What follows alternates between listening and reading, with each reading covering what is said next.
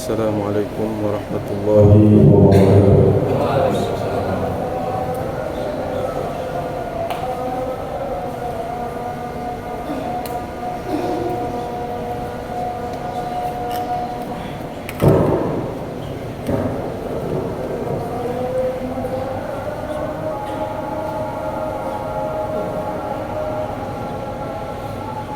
Allahu Akbar.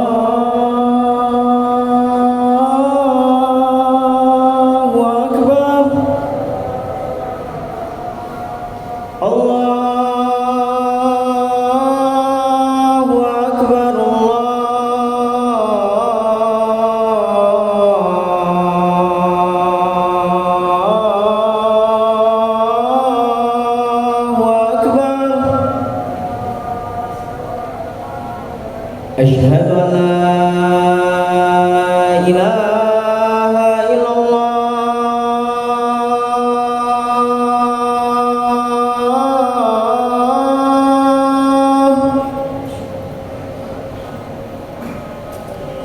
Asyhadu an la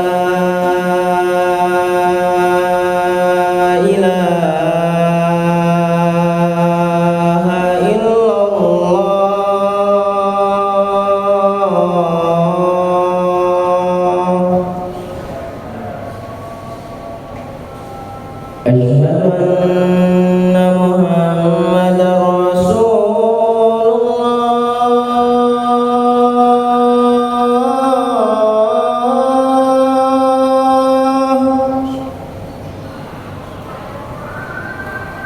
Asyhadu anna Muhammadar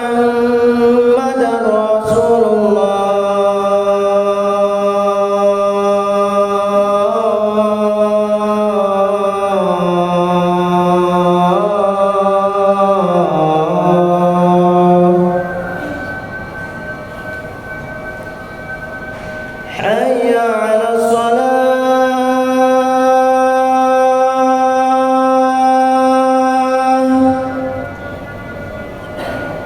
حي على الصلاة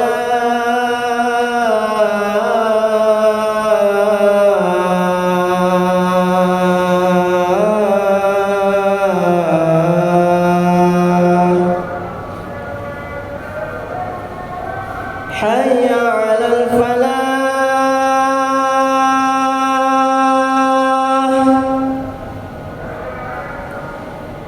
حي على الفلاح.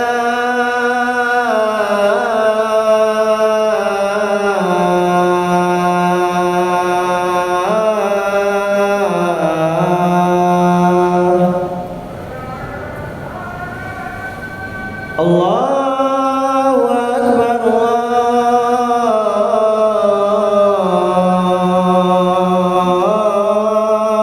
Allahu Akbar. La ilaha illallah.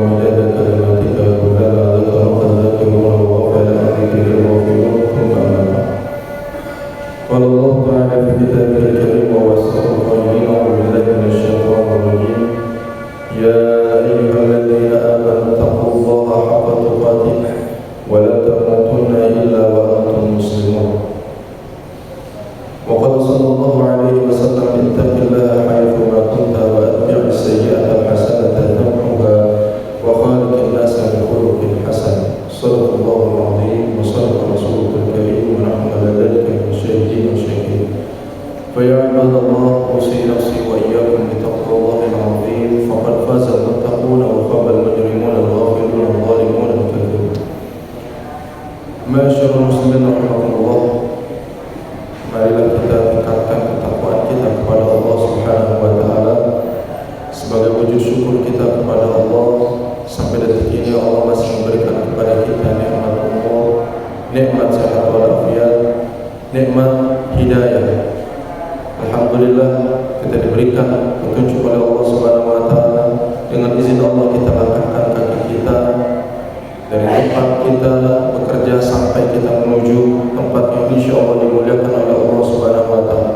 Mudah-mudahan setiap langkah kaki kita menuju masjid ini menggugurkan dosa-dosa kita, mengangkat derajat kita di sisi Allah Subhanahu wa taala dan menjadi bekal kita untuk menghadap Allah Subhanahu wa taala. Ma'asyiral muslimin rahimakumullah. Hari demi hari berganti menjadi minggu, minggu berganti menjadi bulan, bulan pun berganti menjadi tahun. Dan semakin lama kita hidup di dunia, semakin dekat kita dengan ajal kita yang sudah ditetapkan oleh Allah Subhanahu wa taala. Maka harusnya setiap hari semakin kita menyadari bahwa kita semakin dekat dengan Allah Subhanahu wa taala. Semakin hari kita semakin dekat dengan ajal yang sudah ditetapkan oleh Allah Subhanahu wa taala. Maka tidak ada amalan yang lebih bagus, yang lebih baik dibandingkan kita betul-betul mempersiapkan bekal kita untuk kembali kepada Allah Subhanahu wa taala, bertaqarrub dengan Allah Subhanahu wa taala, mendekatkan diri kita kepada Allah Subhanahu wa taala. Dengan cara apa kita mendekatkan diri kita kepada Allah Subhanahu wa taala? Tentunya adalah dengan menjalankan sunnah-sunnah Rasulullah sallallahu alaihi wasallam. Dan di antara sunnah Rasulullah sallallahu alaihi wasallam adalah qiyamul lail, menghidupkan malam, bangun malam, salat malam, sebagaimana yang dicontohkan oleh Rasulullah sallallahu alaihi wasallam. Rasulullah sallallahu alaihi wasallam pastinya sudah dijamin masuk surganya Allah Subhanahu wa taala. Bahkan Rasulullah sallallahu alaihi wasallam maksum, kalaupun ada dosa yang dilakukan oleh Rasulullah SAW diampuni oleh Allah Subhanahu wa taala. Meskipun Rasulullah sudah dijamin masuk surga, Rasulullah SAW maksud Rasulullah menyempatkan, meluangkan waktunya untuk qiyamul lail. Qiyamul lail, bangun malam, menghidupkan malam. Ketika Sayyidah Aisyah bertanya kepada Rasulullah SAW, "Ya Rasul, engkau sudah dijamin masuk surga. Ya Rasul, engkau pun sudah diampuni dari segala dosa. Lalu mengapa? Untuk apa lagi berqiyamul lail?" Maka Rasulullah menjawab, "Afala akunu 'abdan syakura?" Tidak bolehkah aku menjadi hamba Allah Subhanahu wa taala yang bersyukur kepada Allah Subhanahu wa taala? Oleh karena itu, Rasulullah yang sudah sangat dekat dengan Allah Subhanahu wa taala masih qiyamul lail, lalu bagaimana dengan kita? Ikhwah fillah rahimakumullah, tidak ada cara yang lebih mentaqarrubkan kita, mendekatkan kita dengan Allah Subhanahu wa taala melainkan kita meluangkan waktu untuk qiyamul lail. Suatu saat sahabat Rasulullah sallallahu alaihi wasallam mengikuti qiyamul lail Rasulullah sallallahu alaihi wasallam.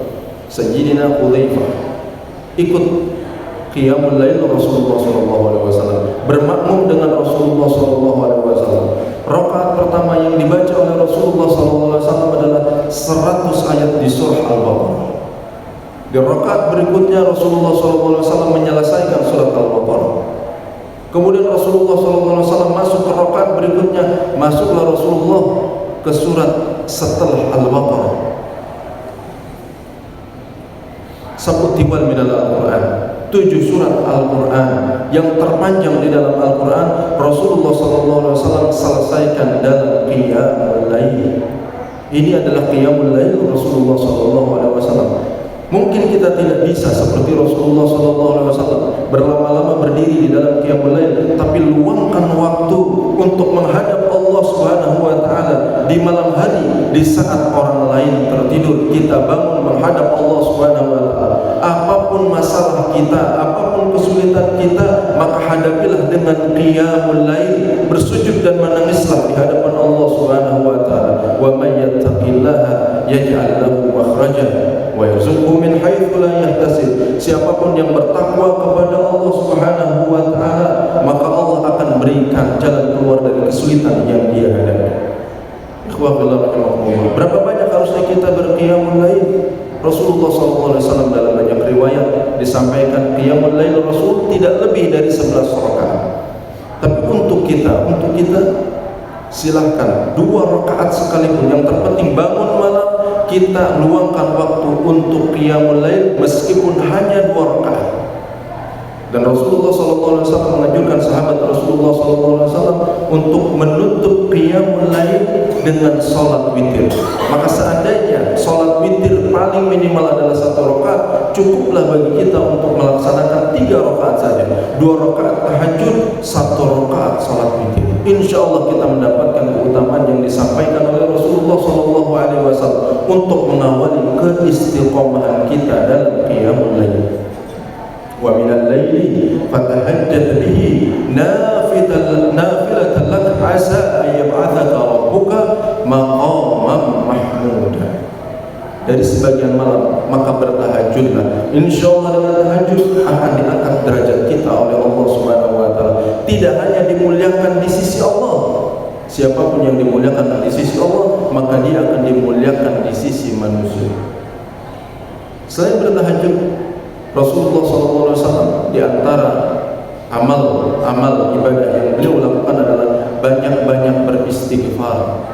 Banyak-banyak beristighfar, wabil khusus setelah kita berqiyamul lail, maka luangkan waktu kita sambil menunggu sholat subuh, perbanyak istighfar. Sambil kita memohon pada Allah Subhanahu wa taala untuk mengampuni segala dosa kita. Banyak sekali dosa-dosa kita, baik yang sengaja ataupun tidak sengaja, baik yang dirasakan ataupun tidak terasa. Maka hamparkan sajadah kita. Setelah qiyamul lail, kita memohon pada Allah agar Allah mengampuni dosa-dosa kita. Wa bil ashar hum yastaghfirun. Ciri orang-orang yang beriman, ciri orang-orang yang bertakwa adalah beristighfar kepada Allah Subhanahu wa taala di waktu sahur. Bagaimana sihur? Lafal untuk beristighfar kepada Allah. Astaghfirullah boleh, astaghfirullah wa atubu ilaih juga boleh, astaghfirullahaladzim juga boleh. Apapun lafalnya, selama kita memohon ampunan kepada Allah Subhanahu wa taala, maka itu bagian dari istighfar, memohon ampunan kepada Allah Subhanahu wa taala. Rasulullah SAW membiasakan dirinya sekali duduk Rasulullah beristighfar kurang lebih 70 sampai 100 kali. Ada sahabat Rasulullah SAW Sayyidina Ibnu Umar yang menghitung istighfar Rasulullah SAW dalam sekali duduk, dan saat dihitung sampai pada 100 kali istighfar. Ikhwafillah rahimahumullah. Seandainya kita yakin, insyaallah yakin kan, husnuzan kepada Allah Subhanahu wa taala, Allah ampuni dosa-dosa kita melalui istighfar kita kepada Allah Subhanahu wa taala di waktu sahur. Dan di antara sunnah Rasulullah SAW yang dianjurkan dilakukan di waktu malam, wabil khusus menjelang kita menunggu subuh, adalah tilawatul Quran, membaca Al-Quran. Membaca Al-Quran adalah bagian dari sunnah Rasulullah SAW, dan bedanya Al-Quran dengan yang lainnya, Al-Quran setiap hurufnya bernilai pahala. Kita membaca hadis Rasulullah SAW tidak mendapatkan pahala dari setiap hurufnya. Mungkin kita mendapatkan pahala dari pahala mencari ilmunya, tapi tidak datang dari setiap hurufnya. Al-Quran setiap hurufnya bernilai ibadah, bernilai pahala. Rasulullah SAW bersabda, "Man qara'a harfan min kitabillahi falahu bihi hasanah wal hasanatu bi asyri amsalihha." La aqulu alif lam mim harfun walakin alifun harfun wa lamun harfun wa mimun harfun. Siapapun yang membaca setiap huruf di dalam Al-Quran, maka dia mendapatkan pahala. Dan setiap huruf itu bernilai 10 kebaikan di sisi Allah Subhanahu wa taala. Maka ketika kita membaca kalimat alif lam mim, kita mendapatkan 30 kebaikan dari Allah Subhanahu wa taala. Dan Allah Subhanahu wa taala mengingatkan kepada kita bahwa Al-Quran adalah kunci dari segala kebahagiaan. Wa nazilu minal Qur'ani ma huwa shifaa'un wa rahmatun lil mu'minin. Dan kami turunkan Al-Quran sebagai apa? Syifa, sebagai penyembuh, sebagai obat. Apapun masalah kita, maka obatnya Al-Quran. Apapun penyakit penyakit kita, maka obatnya adalah Al-Quran, baik itu penyakit medis ataupun penyakit non medis. Tapi sekarang di antara kita seringkali kita mempersempit Al-Quran, seolah Al-Quran hanya bisa untuk non medis. Dulu para sahabat Rasulullah SAW ketika sakit, apapun sakitnya, bahkan ketika ada seorang non muslim mereka terkena gigitan hewan yang beracun, yang berbisa, mereka menyembuhkannya dengan membaca suratul Fatihah dan semua. Maka apapun penyakit kita, baik itu penyakit jasad ataupun penyakit hati, ataukah itu penyakit jasmani ataupun rohani, maka obatnya adalah Al-Quran. Wa nunazzilu minal Qur'ani ma huwa shifaa'un wa rahmatun lil mu'minin. Penyembuh dan rahmat, kasih sayang dari Allah Subhanahu wa taala bagi orang-orang yang beriman kepada Allah Subhanahu wa taala. Oleh karena itu Al-Fatihah disebut dengan suratul ruqyah. Suratul ruqyah, surat untuk meruqyah. Ruqyah di sini tidak hanya non medis tapi juga medis. Apapun penyakit kita, bacakan suratul Fatihah. Di samping suratul Fatihah yang dianjurkan oleh Rasulullah SAW untuk dibaca, tentu Al-Quran dari awal sampai akhir adalah syifa, penyembuh, obat. Tetapi ada beberapa surat yang diberikan keutamaan, disampaikan keutamaannya oleh Rasulullah SAW. Di antaranya adalah surah Yasin. Surah Yasin, Rasulullah bersabda, "Man qara'a Yasin fi lailatin asbaha maghfuran lah." Siapapun yang membaca Yasin di malam hari, maka pagi harinya sudah mendapatkan ampunan Allah Subhanahu wa taala. Kalau kita merasa banyak dosa, kalau kita merasa banyak kemaksiatan dan kita ingin kembali dan Allah mengampuni dosa-dosa kita, maka dawamkan baca Yasin setiap malam sebagaimana anjuran Rasulullah SAW. Maka baca Yasin tidak hanya malam Jumat, baca Yasin bahkan dianjurkan setiap malam oleh Rasulullah SAW. Dan Rasulullah SAW menganjurkan juga kepada kita untuk membaca suratul Waqiah. Kalau sampai pagi hari kita diizinkan oleh Allah untuk hidup, tentunya kita ingin mendapatkan rezeki yang lapang, yang luas, yang barokah. Maka Rasulullah SAW menyampaikan satu hadis kepada Sayyidina Ibnu Mas'ud, "Man qara'a suratul Waqiah lam tusibhu faqatun abada." Siapapun yang membaca suratul Waqiah di malam hari, maka dia tidak akan pernah merasakan kesulitan selama-lamanya. Artinya, kalau di malam hari kita tutup dengan membaca dua surat ini, kita baca surat Yasin, kalaupun kita wafat saat kita tertidur, maka insya Allah sudah diampuni dosa-dosanya oleh Allah Subhanahu wa taala. Dan kalaupun Allah berikan kepada kita umur yang panjang, maka dengan wasilah suratul Waqiah Allah mudahkan segala urusan kita, Allah lapangkan rezeki kita, Allah keluarkan kita dari segala kesulitan. Inilah di antara sunnah-sunnah Rasulullah SAW yang mudah-mudahan coba kita dawamkan, dan mudah-mudahan kalau sudah istiqamah kita masuk dalam kategori orang-orang yang mendapatkan rahmat Allah Subhanahu wa taala. Barakallahu fiikum.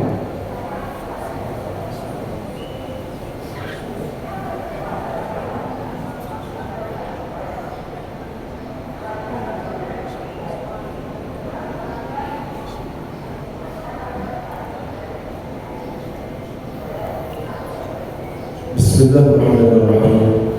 Alhamdulillahi rabbil alamin wa bihi nasta'in ala umuri dunya waddin. Assalatu wassalamu ala sayyidil mursalin sayyidil awwalin wal akhirin sayyidina wa maulana Muhammadin sallallahu alaihi wasallam. Thumma amma ba'd. Qala Allah ta'ala fi kitabihil karim wa asdaqul qa'ilin, a'udzu billahi minasy syaithanir rajim. Ya ayyuhalladzina amanu taqullaha haqqa tuqatih wa la tamutunna illa wa antum muslimun. Fa ya ibadallah, usi nafsi wa iyyakum bi taqwallahil 'azim faqad faza al-muttaqun. Ma'asyiral muslimin rahimakumullah, sebagaimana kita serius dalam mencari karunia Allah Subhanahu wa taala dalam bekerja, maka harusnya juga kita serius dalam menjalani sunnah-sunnah Rasulullah SAW. Jangan hanya anggap rezeki Allah adalah berupa gaji kita, Tetapi rezeki Allah ketika Allah bangunkan kita tengah malam, Allah izinkan kita sujud pada Allah, Allah izinkan kita membaca Al-Quran, Allah izinkan kita beristighfar. Maka kalau di malam itu kita tidak bangun, di malam itu kita tidak zikir, di malam itu kita tidak qiyamul lail, harusnya kita merasa menyesal sebagaimana kita menyesal ketika kita kehilangan harta. Karena harta terbesar kita adalah hidayah Allah Subhanahu wa taala. Hidayah Allah yang akan menyelamatkan kita nanti di hari kiamat. Bismillahirrahmanirrahim. Alhamdulillahirabbil alamin. Allahumma shalli ala sayyidina Muhammad wa ala ali sayyidina Muhammad.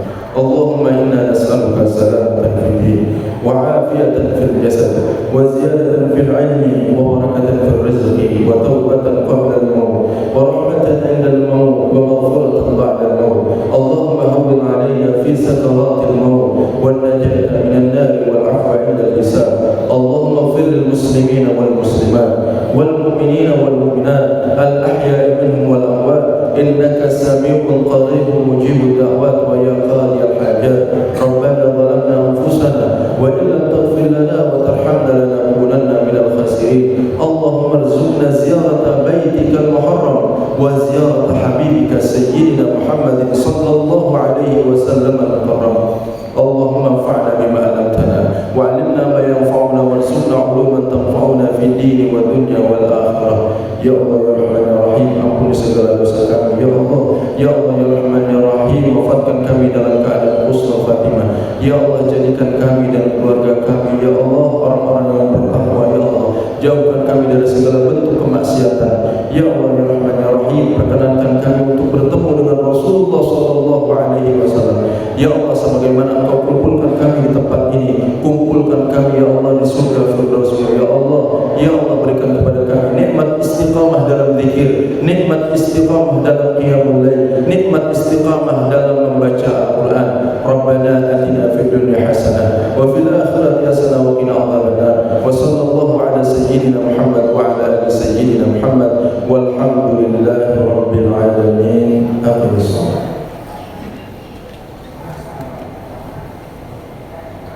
Allahu Akbar, Allahu Akbar, asyhadu an la